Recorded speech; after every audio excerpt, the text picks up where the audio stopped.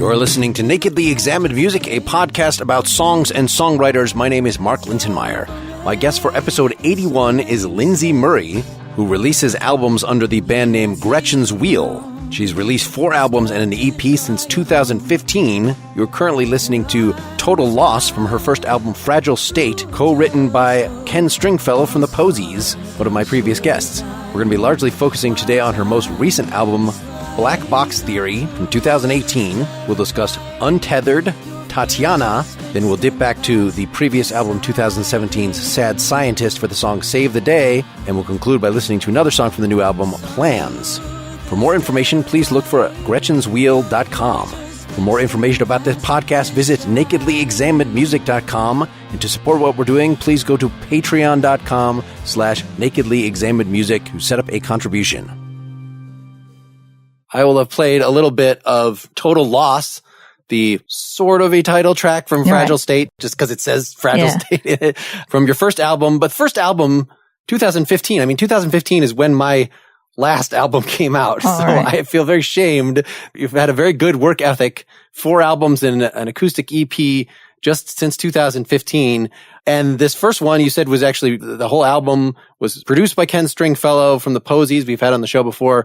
And that song in particular was co-written by him. How did you even get his attention, given that you had not had a release before? Can you give us the quick story here of the first album? Yeah, actually, I just approached him on Twitter. I don't know how I ever got the nerve to do it. I guess, now it seems like no big deal, but at the time it was like, I've never actually tried to send anybody. I had recorded a cover of a Posies song from their album Blood Candy called For the Ashes. And I had just finished recording that, a few weeks before.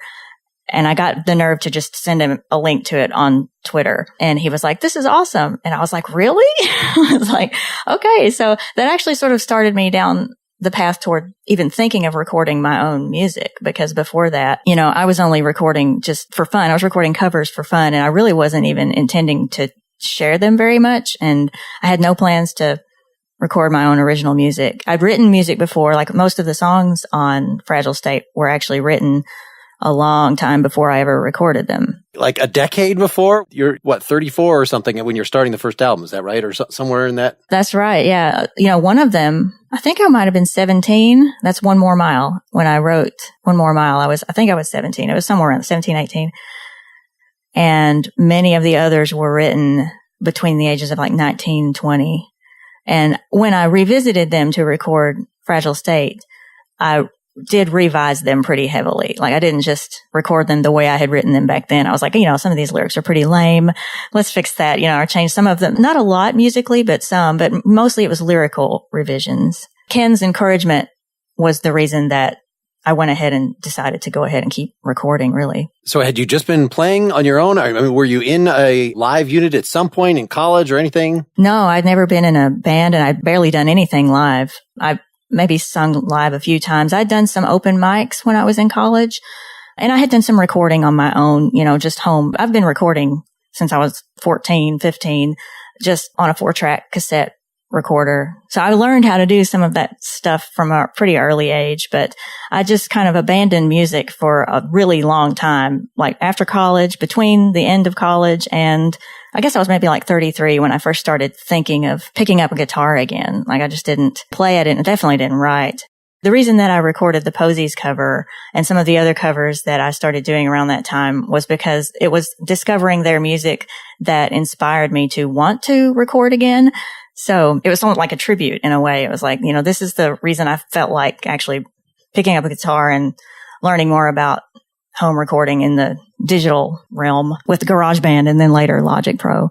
It's a tried and true method. The Posies used it themselves. The reason they got sucked into Big Star was because they recorded a really good cover of Chris Bell's solo song, but essentially a Big Star song. And that was, whoever it was that made the decision. If you can get the tone just right, if you can impress the folks that were involved in the original recording, that's the only addition you need. That I care enough about you to have covered your song, and I did it really well. It was very much a tribute. And even at the time when I was recording it, it was I don't know that anybody else on earth is ever even going to hear this. And I recorded, 3 or 4 covers around that time. And it was just, I let my husband hear them, let my mom hear them. And then it was I guess I could put them on YouTube. That's what everybody else is doing. And then just a black screen. It wasn't actually a video. It was like just the audio uploaded to YouTube. But that was kind of what led to me sharing it and thinking of doing more. All right, so now we're 4 albums later. We're going to get to Black Box Theory, the brand new album. We were waiting to do this interview until this was about to come out, and here it is. The first song we're going to hear is Untethered. Your recording methods for these have been pretty consistent, right? That you record your parts, the guitars, or in this case, actually adding bass for this album on your own, and then send it out to somebody else to add drums, do the mixing, do all the final engineering. But, you've got your multi-track thing to get the vocals and all the layering of the guitars and the vocal tracks first. In some cases, I've been a little bit more hands-off. Like there are a few songs that on the first album and on the third album where I just basically recorded super basic stuff, just like the acoustic guitar, rhythm track, and the lead vocal and the backing vocals, and then everything else was done by somebody else. That happened a few times, but I usually am not like that. I usually like to control more aspects of it. But when I was working with Ken on the first album, I wanted to give him room to do a lot of stuff. But on Black Box Theory is the first album that I've done quite this much on every song consistently, playing bass, like you said, and everything else. Nick Bertling, the drummer and the guy that mixed it, also played like a few other parts. Like in Untethered, he added an extra layer of guitar in the bridge and instrumental break. When that comes in, there's like an extra little heavy guitar that comes in that was his idea to add. And that synth intro that kind of swells at the beginning right before the drums start, he added that too, which is really awesome. He really had a hand in making that song what it is. All right. Can you give us a quick thematic overview of the short intro to the song before we played it in full, and then we'll talk about the details? This song was one that I originally had envisioned as an album closer, very mellow and sort of a nice soft way to end the album. But once I sent all my tracks to Nick to add the drums, he sort of envisioned it as a heavier album opener. And I'm so glad that he did that, because the way it turned out, it's just a million times better than the way I originally imagined it. The way that he mixed it, making the guitars sound heavier and the drums are much more powerful. So that's how it ended up the way that it is. I have Nick to thank for that.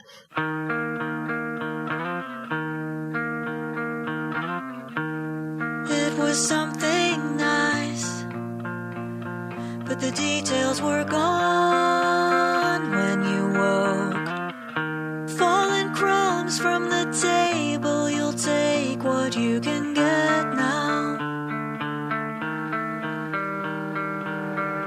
Carrying a heavy truth, so your hands are too full, and it takes all your strength. There's no room for a distraction. Desperate measures got you in trouble again. Came untethered, the reason it ends.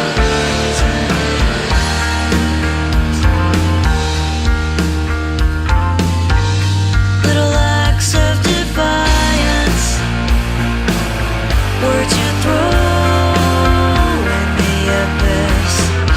Overshared, underwhelmed, opted out of the machine. Range of motion getting so small, pretty soon you won't move at all.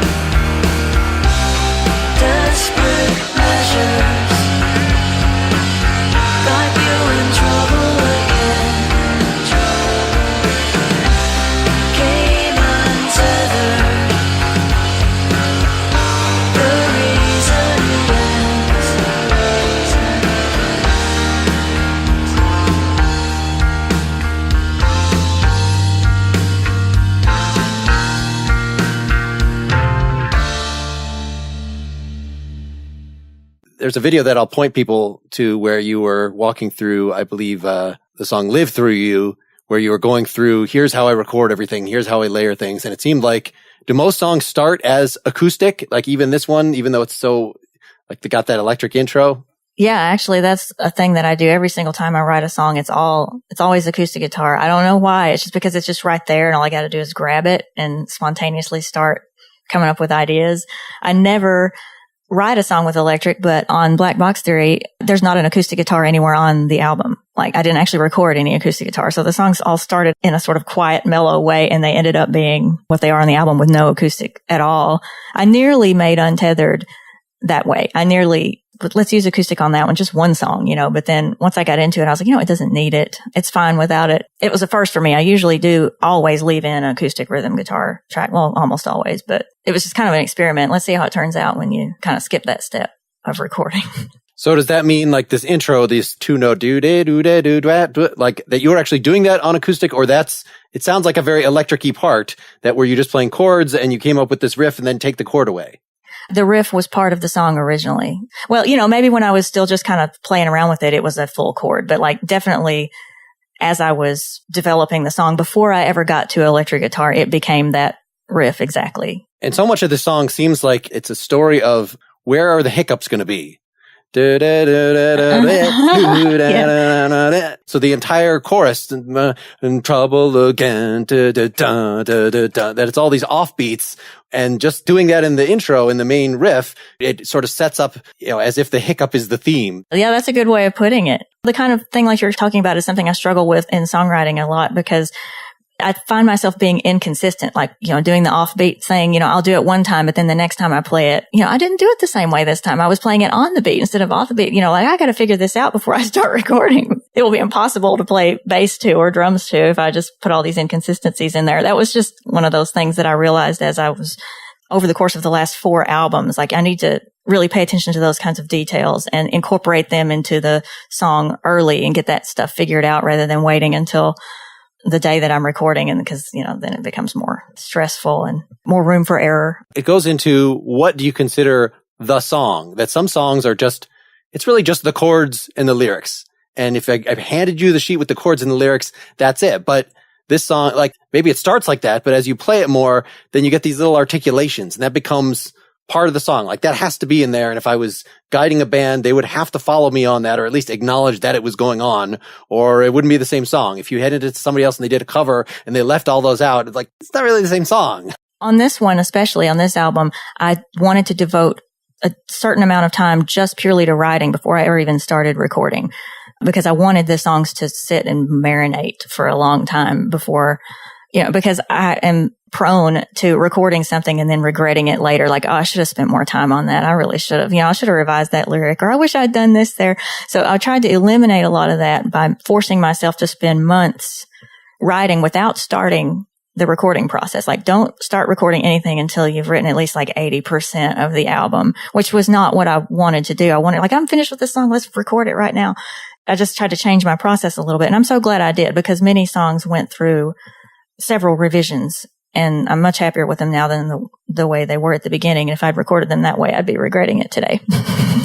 So can you say something about the process that these lyrics went through? They don't seem super unified, like as if you had to have just sat down and written them all in one stretch. Like it definitely seems like this verse could have come a month after this verse. It's not necessarily, is that how this worked? Yeah, that's exactly how I write everything. Rarely ever do I get the lyrics all in one sitting, because lyrics accumulate over time. For me, I do like a lot of other people. I keep notes in my phone, and whenever an idea comes to mind, I just grab my phone and it could just be like one word. Like in the case of Untethered, that's what happened. Like the word untethered just popped in my head one day, and I was like, I should use that in a song somehow. And I just put the word in there, and then it just built up like little snippets of things that seemed unified in some way. I know that the sections do kind of all sort of take on a different topic in a way, but they all sort of were unified in a way, in my mind anyway. I don't know how obvious it is, but sure. Emotionally unified. But it probably took weeks. I wouldn't say months for that one, because that one was toward the end of the writing process for the album. And I was kind of starting to get a little antsy, because it was like I only had 8 songs written. And I was like, I need to I want 10 on this album, and I'm kind of getting anxious to start recording. So so Untethered was actually, it might have been the last one that I finished completely writing. So it wouldn't have had the chance to grow like some of the other ones did. But every song is always just sort of a hodgepodge of different ideas that accumulated over time. You got some really interesting articulations in here. Little acts of defiance, words you throw in the abyss. Why? Why? It's really cool. I think it's because lots of times, like I write the lyrics, like I was just saying, I write the lyrics well before I ever even think about the music. I mean, it's not that I'm not thinking about the mood of the song and what type of song it's going to be. But like, I have no idea what the melody is going to be or what the chords are going to be or anything until I actually pick up a guitar later. Like they don't come to me together in the same kind of inspiration. I think I'm using different parts of my brain for the different aspects of lyrics or something totally different. And then when it's timed, like, let's make this into a song today. Okay. Then I start thinking of it differently, and I will throw everything out if I have to. If it's not working musically, I will try to come up with something entirely different. So sometimes I do come up with new lyrics while I'm writing the music, but to make it fit the music better. But that situation you're talking about was probably because the melody occurred to me, and these are the lyrics that I had already sort of designated. Like, what's a way that I can make that number of syllables fit, Like, I don't know. It's just trial and error. Lots of my songs go through many phases of like different articulations. Like you say, like sometimes that happens in the process of recording. I'll be recording it the way that I've been thinking of it for 2 months. And like, wow, today when I'm actually recording this vocal line, it doesn't feel right. So come up with something else. I like that because it's sort of like you're malfunctioning for a second. Words you throw, Yeah, it kind of leaves you on this edge. Like, where's this going to go? And yeah, on the edge of the abyss.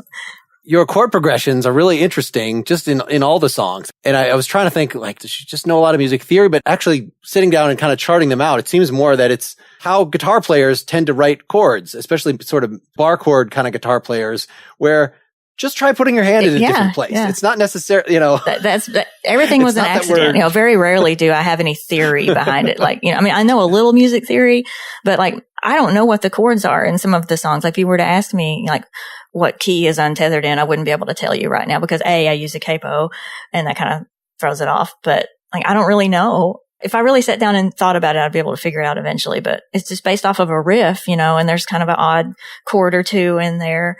And I just go where it feels right. And it doesn't even occur to me because I'm not having to deal with a band for one thing. If I was having to describe something to other band members or send something to them, like, you're going to play on this song, it's in this key and blah, blah, blah. But since I don't have to worry about that, I just have to keep it all in my brain. It would be good to have a record because I'll probably forget some of these songs someday. And that would be very sad because nobody else knows, at least on this album. Even just in the chorus, Desperate Measures goes from C minor to F sharp. So you're not doing a fifth, C minor to G. It's sinking down. So it has this ominous, this little chromatic feeling. Yeah. Yes. I think when I originally wrote it, I didn't use a capo. This is coming back to me now. And I had done the chord progression differently, like different shapes, different areas of the neck, I think. And something was not working. Like, it was working in one way, but it wasn't working in another way. And I don't remember what it was now. And I was like, well, maybe I can solve this problem if I use the capo and still be able to make the song feel the same. And it worked out. But like, there was some sort of shift that happened. I don't remember what chord it was. It wasn't sounding right.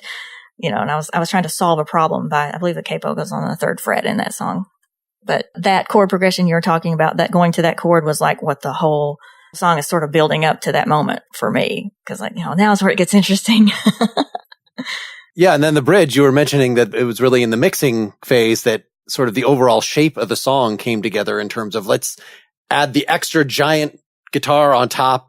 Cause it's not like it really goes that far. Otherwise, it's not, it's not like it changes tempo and it doesn't move to a fundamentally different thing. It's kind of, it's another variation of what you've had before until you get to the, pretty soon you won't move at all. And this,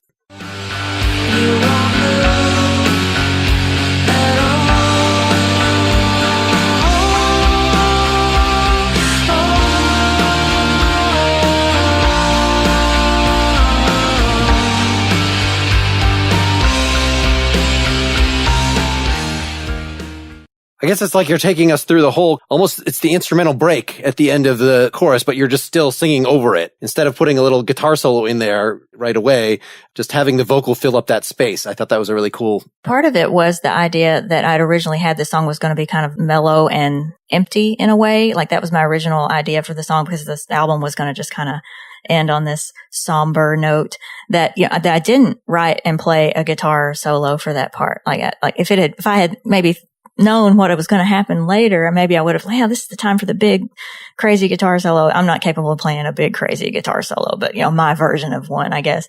So it wasn't there, but then, it ended up, I don't think it really needed it. I was pretty pleased with how the vocal serving that purpose. It's just, there's like a heavy, aggressive sound there, but my vocal just sort of gives it maybe a little bit of a softer feel. I don't know, like a combination of contrasts, I guess.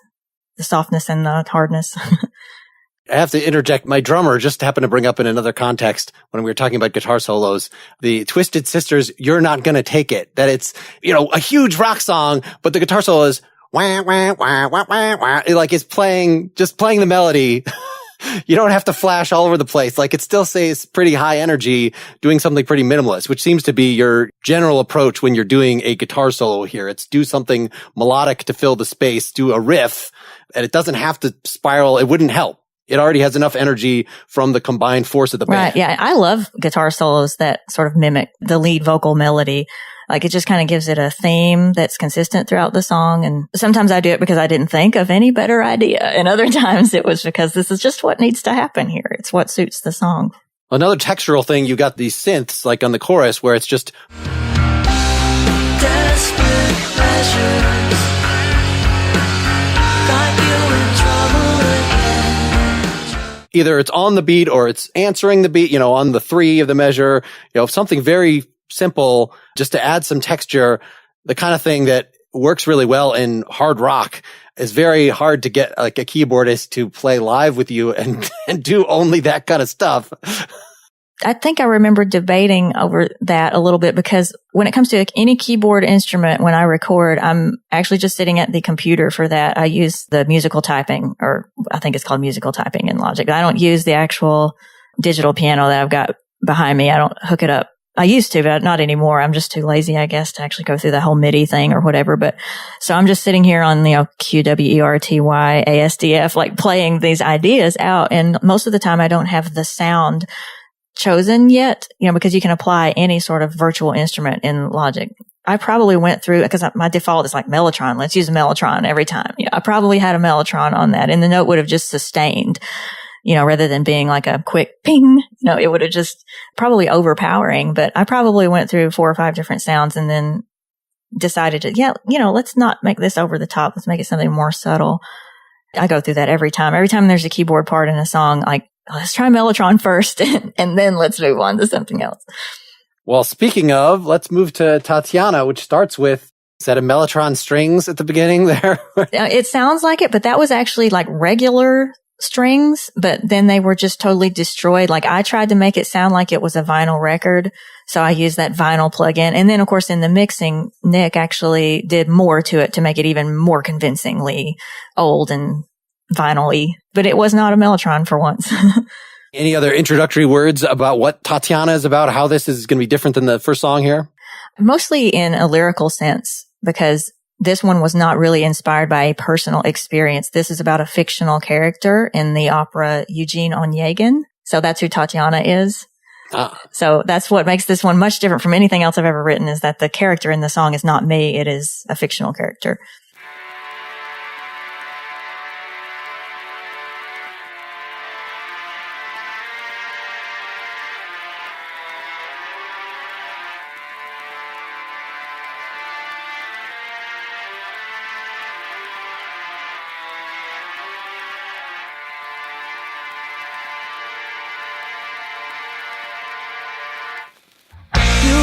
Terrible dreamer, or so you've been told. Must have been misled by the books you read. You're wise enough to know you might be a fool.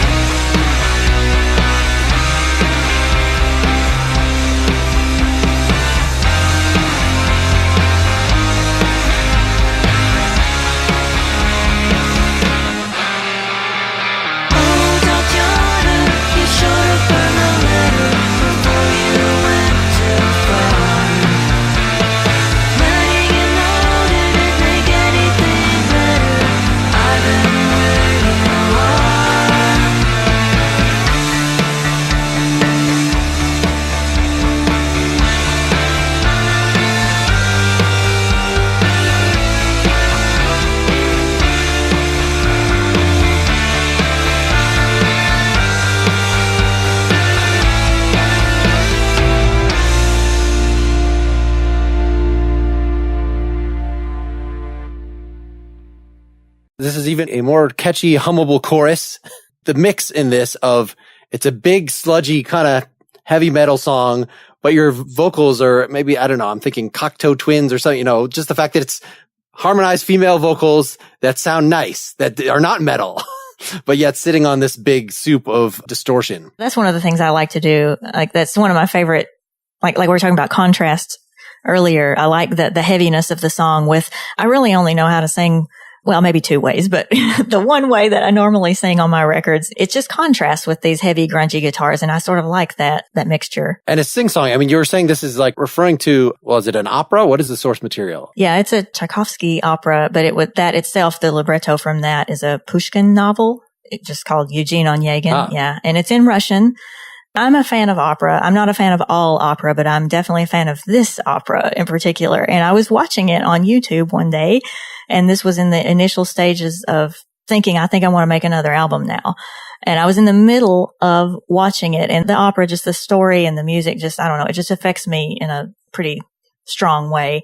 I think I paused the opera. It was on my phone. I was watching YouTube on my phone, and I switched over to the notes app because it was getting to the scene where she's about to write the letter that's referred to in the song. And I just was overcome with sympathy for the character. And I was like, oh, just don't write that letter. You know, you're going to be so much better off if you don't write the letter. I just felt like writing a song about it. And there was just something sort of intriguing about it because I'd never written a song inspired by that kind of thing before. I was like, I should explore this idea. So I think I wrote the whole chorus before I ever even went back and finished watching the opera. Is the tonality that you're choosing here? Because it's got, you know, it's a minor key. It's got sort of a slightly gypsy flavor just in terms of those kind of progressions.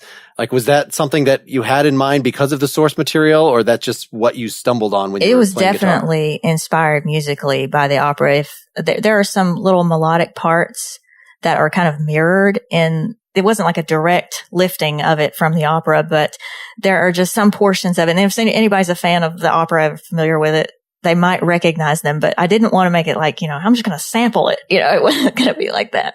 But that minor major shift that happens, or I guess it's major minor, is something that you hear. There's an aria, and I will butcher Russian, so I'm not going to say it, but there's an aria, Lindsay's aria, that has this melodic line in it that is just so good. Like, I don't even know how to describe it. I tried to sort of suggest it a little bit by part of the melody in Tatyana, and I would probably have to put them side by side again and listen and be like, yeah, that's it.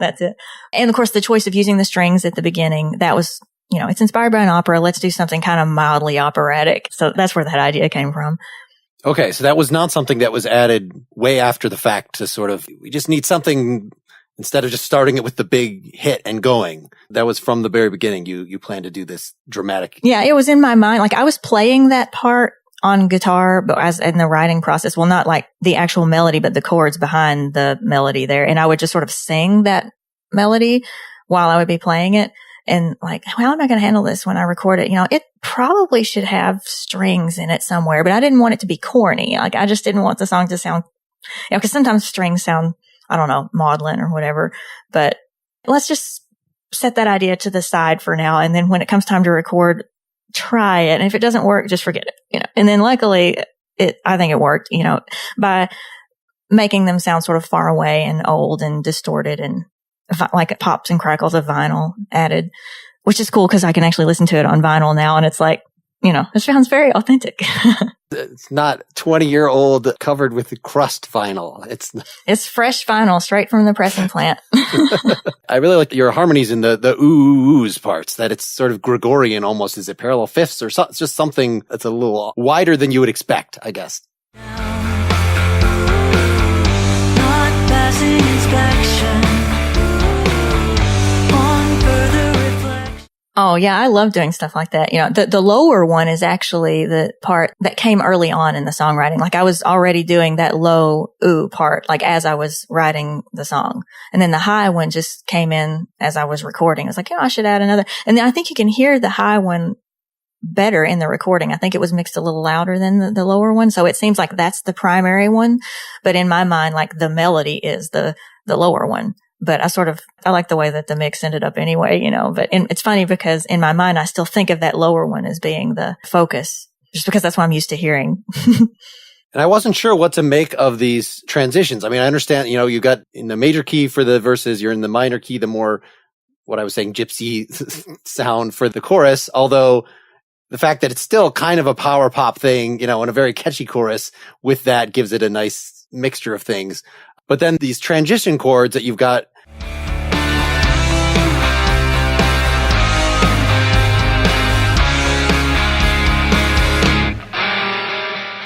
like the thing that defines it to me is just the sound of the guitar that you chose, the sliding between. I'm not sure like what emotionally I'm supposed to be feeling. When it comes to guitar sounds, I completely record in the box. I don't mic and amp, and that makes me feel a little bit not quite legitimate, I guess, but it's just what I'm accustomed to. And I love having unlimited options basically to choose the guitar sound. I've thought many times I should try to do it the real way, be a real engineer instead of just somebody who's pressing buttons in Logic Pro, but I'm pretty satisfied with how they turned out, in the end. And a lot of that was probably some of the mixing, he might be reamping some of them. I'm not even sure.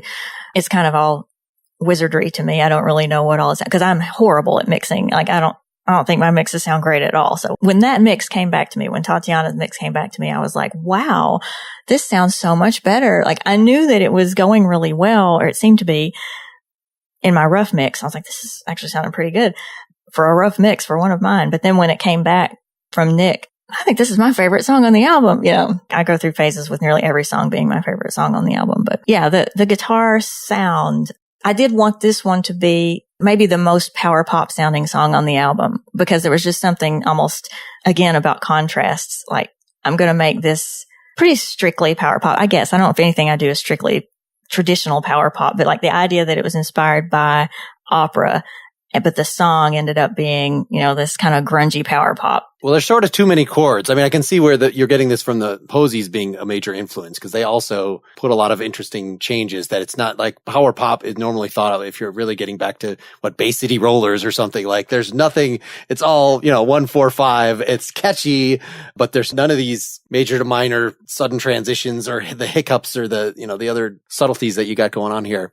Is it possible in the fake amp world to, like, is there a thing that lets you artificially create feedback? Like, that's one kind of thing that I would often hear in a big grunge thing is like, going into the loud part, maybe you have amp feedback coming in as a way of doing the swelling. And you've got swelling on both these songs to get into the loud parts, but that's done some other way, reverse reverb, or I don't know what. Yeah, like I have no idea how to do. I wish I did. I wish I knew how to get the feedback thing, but the little touches like that happen in the mixing phase, there's a part of me that wants to know the secrets so I can do it. But also there's a part of me that's like, I'm okay with just letting the mixing guy handle it. You're paying him. I've done the same thing where I record by myself and then go into a studio and have them mix it, which I like to have them do like the first 3/4 of it by themselves. But then I want to be there for the last part of it, because I'm going to have really definite opinions on exactly how I want those two backing vocals against each other, or some other thing rhythmically that isn't quite fixed. But then also just to ask a crap load of questions to try to, not that I necessarily remember and can apply these later, but like, what effect are you doing there? What did you totally remove my snare drum and add something else? What's going on here? Sometimes I ask questions like that, but most of the time, it's kind of a collaborative process throughout. I'm never in person when it's being mixed. It's all online. Like Nick lives in Chicago, so everything we did was long distance. So I would receive like the drum mix, like the rough mix with drums added, or first pass at a mix, and it would be this big surprise every time I would get a file from him. We're like, oh yay, I can't wait to hear it, because I know it's going to be awesome. So how would you connect with him in the first place then, if he's not someone local, or that other folks that have used? Or I don't remember exactly how we cross paths, but I'm sure it probably had something to do with Facebook, because that's how I run into everybody these days. That's how I make all my music friends. But I think he heard either my first or my second album somehow. I don't know, just our mutual friends, I guess. And we got in touch that way. And he actually offered to play drums on my third album. And he played on, I think it ended up being 3 songs. I'd have to check the credits again. 2 or 3 songs he played drums on. That was the first time I'd ever worked with him. in the same way in long distance. I would send him a rough mix. He would play drums to it. Yeah. And he actually mixed one of the songs on the third album too. But it went so well. It just went so well. We ended up working on the Arai EP after that. And then now this entire album was just exclusively working with Nick. Are you paying him by the hour for everything? I guess this is, or is this more of a producer collaborative? Per song, and he's super enthused about the project, which everybody I've ever worked with has always, had some enthusiasm for what we're doing. But it's just, with Nick, it's like he's just super dedicated to making sure that the end result is going to be great. And I love that, and he's very easy to work with. He's like, if I have a suggestion about something or I want to, let's redo this. It's been bugging me. I know I said it was fine yesterday, but today it started to bug me. I'm so sorry. Can you please go back? And he's like, absolutely, which is awesome, So when he has ideas to add things like that extra guitar in Untethered, and in fact, the entire way that the drums sound in Untethered was entirely him. Like, I didn't suggest anything about the drums. I had an entirely different idea about how the drums were going to sound in that song. And I even included it in the rough mix. And then when he tracked drums, he tried something completely different. And I was totally okay with it because it was a million times better than what I had. So it's very much a collaboration, and it's always gone really well. He's really great to work with. Well, speaking of the drum engineering playing a prominent role, let's move to the third song. So this is Save the Day from the previous album, Sad Scientist, which was 2017?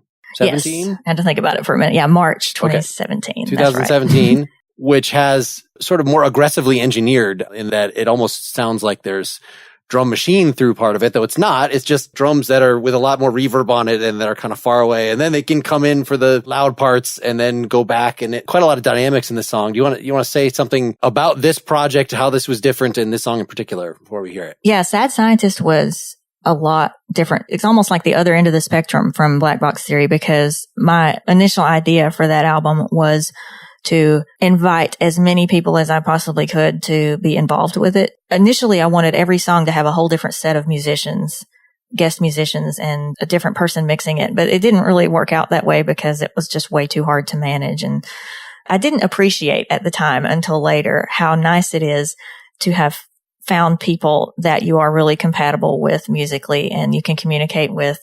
And every time you start working with a new person, you have to sort of reestablish how is this going to go? What are their expectations? What do I need to, when you have found someone who is a good fit, you just don't take that for granted at all. So, everybody I worked with on Sad Scientist was awesome.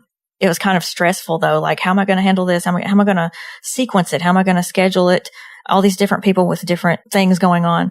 It ended up being a kind of bit off more than I could chew. So that's one major difference between that album and Black Box Theory, because with Black Box Theory, it was just me and Nick. I don't even know how many people are on Sad Scientist, but it was a lot. A lot for me anyway. It seemed like a lot. Well, only 3 on this particular song. So Nick's still on drums and Andy Reid, who did the mixes. That's right. And I think Andy also played bass on Save the Day. Yep. Okay. Yeah. Nick played drums on it. And that was one that I had programmed a drum idea, because the transitions and the contrast, like we talked about, the quiet, almost programmy part, and then the big heavy drums coming in. That was part of the original idea and part of what I programmed. So okay. Nick was just sort of following instructions on that one, but of course always adding his extra, expertise to it.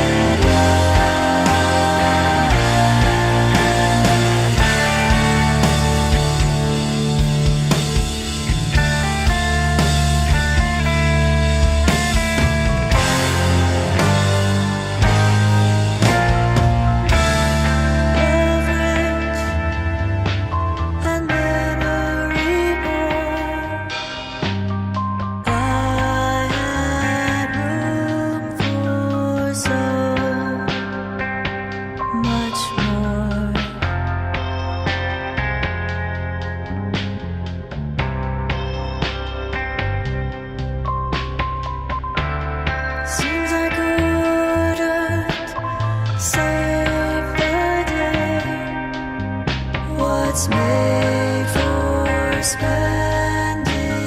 can't be saved.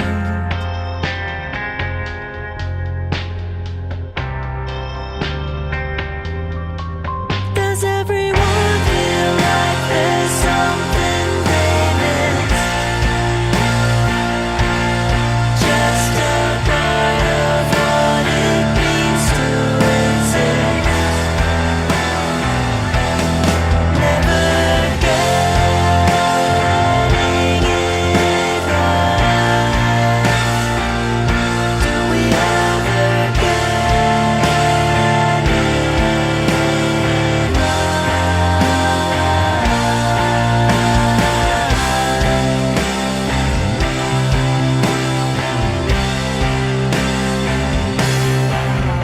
They say it goes faster the longer you live. Already watch my days run through a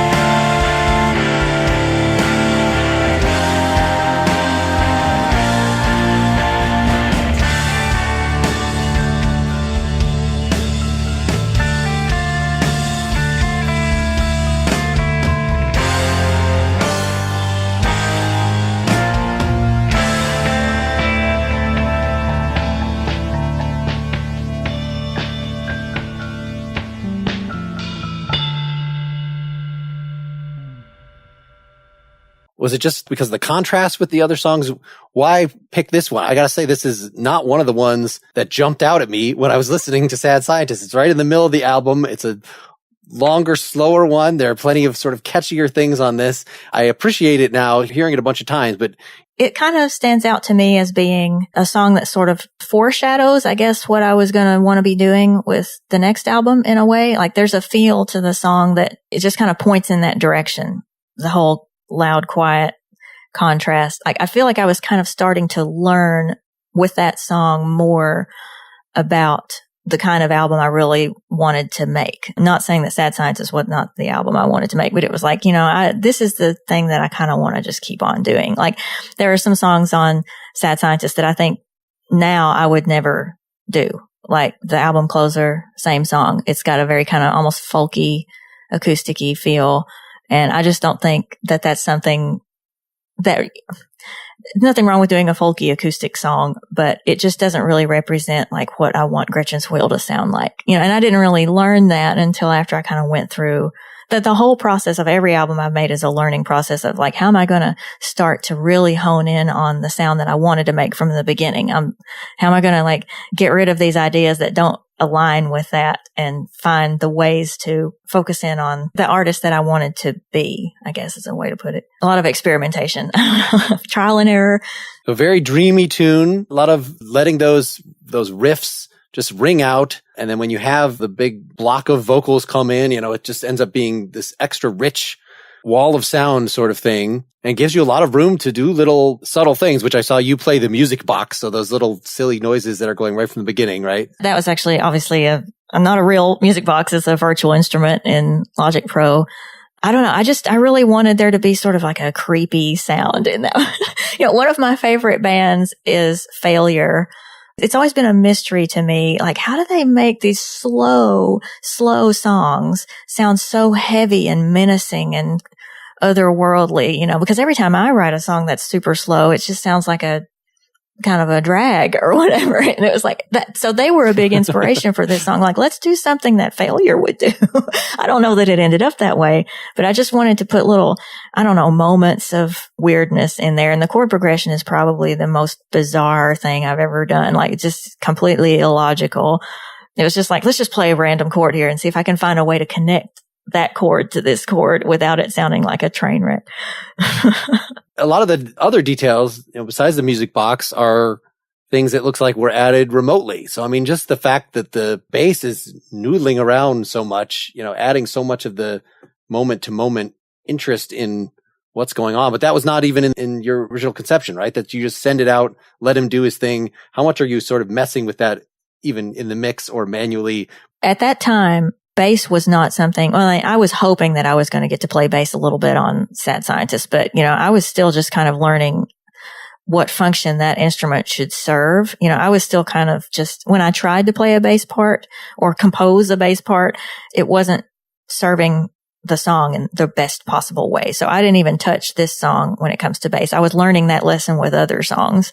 Like, maybe I should just chill and let better bass players take the reins. And that's what happened with Andy. He's a phenomenal bass player, and I had no input whatsoever on that. Just do what sounds good. I trust you. And of course he mixed it as well. And was also doing these little portamento synth things, these little single note, Did the credits say that he played a synth on that one? Yes, he played keyboards. Yeah, there's a few times that it helps to build between one section. In fact, let me just play this.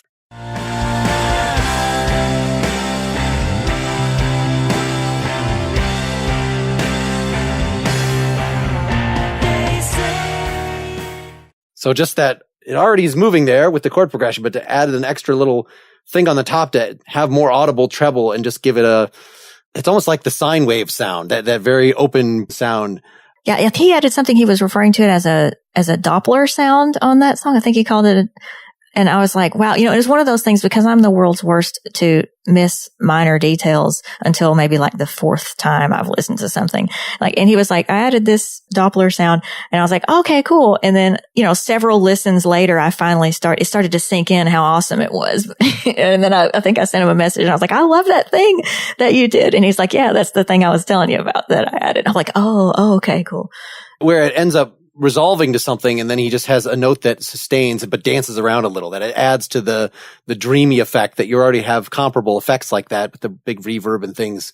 Or is there delay on this as well? I forget with the guitar. Oh man, at this point I don't remember what I would have done with that one. And I didn't ask Andy a lot about the mixing. Oh, so this might have even been him, not you adding to the guitars. It's very possible. I do try to get the guitars in the state that I think that they're going to be okay without needing any reamping, but sometimes they do need a little help to sound a little bit more authentic, I think.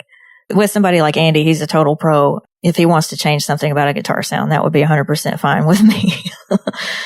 It's just going to enhance it. I know he's not going to change the character of it entirely. It's just going to make what I had sound even better. I'm surprised, given the way that it was made, that it has such a unified produced feel, that between the little things that you were adding and then the things and Nick following your directions on the drums, and then Andy adding all these things to create the final mix, that it is this coherent thing that it is, that you were able to set up. Okay, this is dreamy, it's spooky, make it more so. Just do more like that. It's because they're so good at what they are doing, and they're totally, we're all on the same team. We all want the song to turn out as good as it can possibly. And they're just totally awesome to work with, both of them. I don't know if we've talked about the meaning of too many of these lyrics on all of them. I mean, all three of these songs are pretty depressing. Yeah, you could say that. I tend to be inspired by depressing things. Like, I rarely ever feel like writing a song about something happy. And even if I do, it ends up taking a sad turn, like the song Wish on Sad Scientist. Like, it was initially inspired by having a really good day. And then, of course, in the end, the song ended up being like, I have so few of these, basically, is what that one kind of refers to. That even Tatyana, even though it's about this other story, like, it still has that thematic thing that I could have I thought, besides the specifics like burning the letter and things, but just in general, going too far. And that's how the Untethered ends. Desperate measures got you in trouble again. Yeah. It came untethered to the reason it ends, and the fourth song we're going to hear, Plans. To any insult, I'll add plenty of injury. Leave it to me. Sort of, I screw up everything. It's this Charlie Brown sort of, That's perfect. That's exactly what that song is. Just like all of my songs are very self-directed, except for maybe Tatyana, because the person I'm talking to is Tatyana in that one. But Sure. Something about me messing up something or regretting something or having maybe some sort of failure or disappointment, like that's usually a theme, a common thread that is running through nearly, I guess, probably all of my albums. Yeah. And Plans, like you said, it's even more direct. It's even more like, why are you such an idiot? Like, why do you have to be the way that you are? Save the day. It's not all your fault. It's the human condition that life is rushing by. They say it goes faster the longer you live. I already watch my days that run through a sieve. Oh, I thought it was funny that they say it goes faster. It's like, the song is not going faster. The song, it's almost that the song is itself a way of responding to how fast life is going. No, I'm just going to sit in this riff and I'm going to enjoy it and it's going to be dreamy. And that's a good thought. I hadn't really thought about it that way, but yeah, we're talking about the speed of time and how you can't control it and it keeps on getting faster. And the song is like by far the slowest thing I've ever written. Like it's probably like 50 BPM or something like that. I don't know. Before we introduce Plans and be done, tell me, I saw that you had recorded between this album and the last one, you recorded a 5-song acoustic EP, but that's not the final version. You're going to take those songs and work them more? Is it what's going on with the next project? I originally thought that was just going to be a standalone side project that I didn't even count as a proper release because in my mind, it was so far outside of what I usually do that I didn't even count it in the sequence. That's why Black Box Theory is my 4th album. It's really my 4th full length album. And that's why I just say full length in there so I don't have to count a Rye in there. But because it was like a free Bandcamp only release, I didn't put any kind of promotion behind it. I didn't release it on any other platforms or in the physical format or anything. The idea occurred to me, so I was so happy with how it turned out that I wanted to do it again. I thought if I could kind of get back to that same place again as a songwriter and write songs in that same way again, then I would do another set of 5 songs and make it a full length album. I don't know if I'll change anything about the 5 that have already been recorded. Possibly I might, there are little things that maybe could be tweaked and I could talk to Nick about it, who mixed that EP also, and see if there's anything he would like to tweak or try before giving it a proper full-length release. So if I stick with that idea, it'll be my 5th full-length album and I can stop worrying about whether to count it as number 4 anymore. But it was a totally different writing style than what I usually do, at least the process of writing. Well, it seemed like it was just the first step. It just seemed recording-wise that you described that in your regular albums, you start with recording the acoustic and then you get rid of that because you've overlaid all these electrics, that you were just do the first step and just leave it. That it's not that they're... Yeah, essentially. Right. Yeah.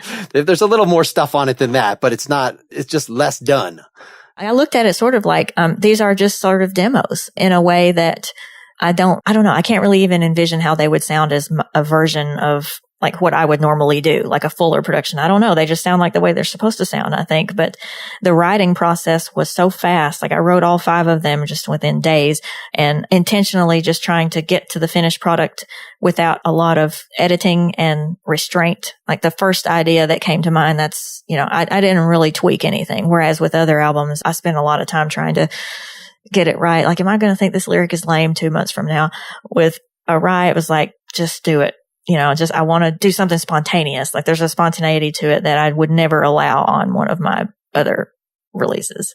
I don't know. It was just an experiment. It was fun. Yeah. So if I can write songs like that again, if I can get there again, then, I'll do it. And now that it's codified, that it's, you've got the album version, that even if there are things about it that bug you that you might want to redo, it's harder then to let go and say, no, actually, I'm going to go treat these as the first pass and I'm going to do my normal thing over them and finish them. I'm surprised that you don't get attached to your acoustic versions more often, because there's so many songs that I've started and I do an acoustic guitar and like, well, this is going to be all pianoed up and this is going to, something else. But then I kind of like it this way. It's in my head now. Just leave it. Just overdub some stuff and now it's done. Like, so they still end up being acoustic songs. I have hung on to some of my rough demos, like straight to iPhone. So I can go back and listen to them sometimes. And I'm like, I'm so glad nobody else has heard these, because they're pretty rough. I mean, occasionally I'll let somebody hear the rough demos, but I know in the recording process, the character of the song is going to change a lot. Like it's just kind of inherently a folky sound when you're just playing an acoustic guitar. And I don't intend for my songs to sound that way at all. And it's something I kind of have to fight against because it's kind of almost happens in my voice. A lot of people hear, I guess, from my upbringing, being around country music a lot, your voice sounds like they put Americana into my music because of the way my voice sounds. Like they want to use that tag. Your music is like a mixture of power pop and Americana. I'm like, really? Where? Like, I don't know. So I have to try to fight against that because I don't want it. I didn't know till today, listening to other interviews with you, that you have an accent while speaking. Like, that's how much it didn't get into your singing voice, as far as I was concerned, listening to all the... Oh, thank you. That's pretty cool. It's kind of a relief. I mean, I don't even hear it personally, but I mean, I guess when I go back and listen to this, I will probably be like, oh, why? Why do I sound like that? But I think it's that like a rebellious part of me in that everybody wants to assume because I'm from a small town in Middle Tennessee that obviously you're going to be a country music singer. And it's just like, no, I'm not. I don't listen to it. I don't like it. So like anytime somebody kind of wants to put that, even a hint of that label on my music, I'm like, I got to try harder next time. I guess I don't worry about it. If they like it, then they can put whatever label they want on it. It's totally fine. I think there are way more venues for alt country than there are for power pop. As far as... Yeah, you're probably right. Yeah. I should probably embrace it. At least for a project. Just throw it out there, or a song. The relationship between rock and country is such a weird... It's only been in the last decade that I think I have a proper appreciation for country, whereas it was getting it through rock and roll. When the Rolling Stones do a country song, or when the Beatles, when they have Ringo sing a country song or something. And it's not very respectful, and so then, there are plenty also in Uncle Tupelo, sort of Wilco, coming out of that. Well, Sunvolt is, that is kind of this kind of music, but still is not afraid to have that sheen on it. Like a little twang or whatever. Like I love the Jayhawks. Like Exactly. I think that's a pretty good example. Yeah, I'm a big fan of theirs. And I love the fact that there are people that are doing that and they're not, I guess, afraid of the label. Like I just sort of am, just kind of, I don't want to go there. Well, maybe when you're from Minnesota, it's a different thing because it's maybe so. But like one good example is Matthew Sweet, who has been my favorite artist from the beginning. Like he has a song like Winona on his album Girlfriend. And that's, steel guitar. It's very kind of old country sounding, and people just call him a power pop artist. And even though he throws songs like that in, or used to on his albums, it was like, well, he's power pop and country, like you didn't really hear that very much. And it was like, I like the fact that there is room for just having all kinds of stuff like that on an album and you not be labeled a certain way. But if I just stuck a song with a steel guitar on one of my albums, I just know I would have to worry about the label even more. And I love steel guitar. It's great. Well, let's cleanse our palates from the thought of steel guitars by listening to our last song here, Plans, which is maybe my favorite song from Black Box Theory. And a lot of it actually is that drum riff that he gets going right away with the where the hi-hats sit, which then actually, when it gets to the chorus, I know he's switching and playing on toms, but I miss the hi-hats. Like I want tambourine, I want something to fill in that treble space. That's the only thing that bugs me because I like that intro so much. It's awesome. I'm so happy with how the drums turned out on that. That was one of it's probably my favorite song on the album still, even, that changes from day to day, but the drums were 100% Nick. Like I had no idea on that one. I didn't give any direction. He just played it.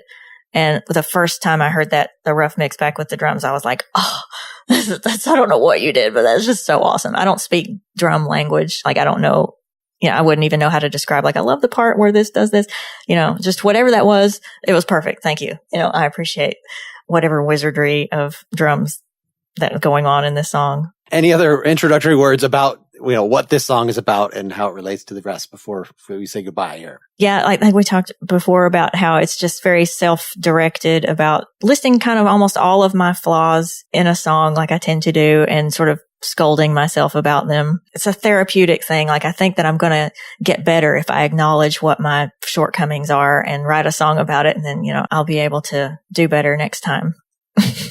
Well, we appreciate you showing your flaws in such a perfect little package. Yeah, folks should go to GretchensWheel.com to listen to the whole albums, get this new one, which will be out by the time this interview goes up. Yeah, thanks so much for your time. All right. Thank you for having me. It's been fun.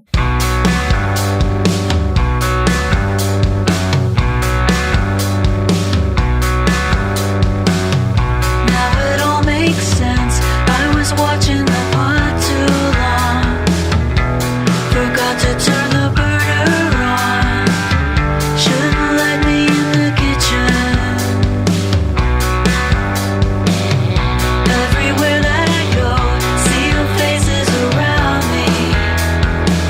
I'm not waving but drowning. If you can see it, you're too close. Was there an open door? I didn't see one. Was there something worth the cost of admission? Was laid plans dying on the line? There's nothing I can undermine.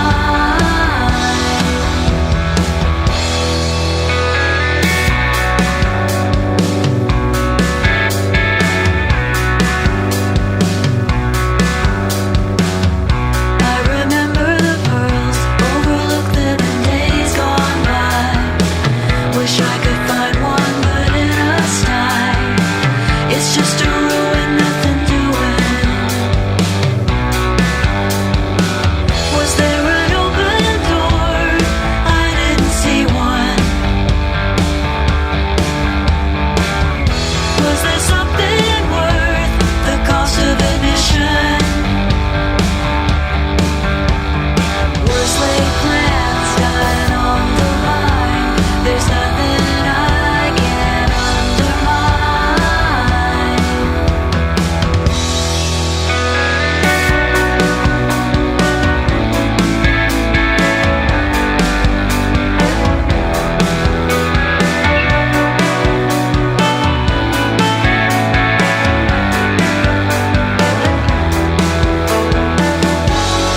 To any insult, I'll add plenty of injury.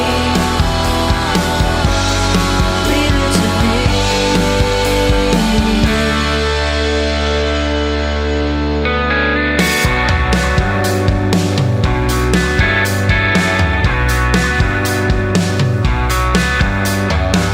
Was there an open door? I didn't see one. Was there something worth the cost of admission? Was laid plans dying on the line? There's nothing I can undermine.